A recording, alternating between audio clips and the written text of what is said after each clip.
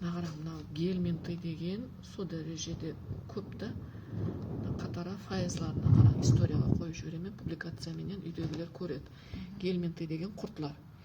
Қара, бауыр 92%. Бауырыңызда не бар дедіңіз? Кисті. Неше жыл болды? Көп жыл болды. 18-де түстім, содан бастап бар.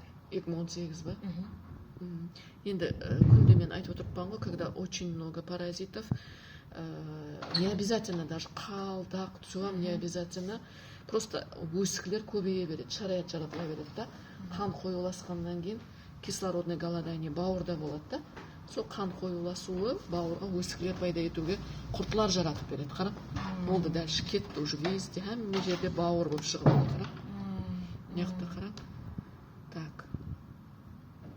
Бактерияны қара. Бауыр, тері қышып жатыр, анық.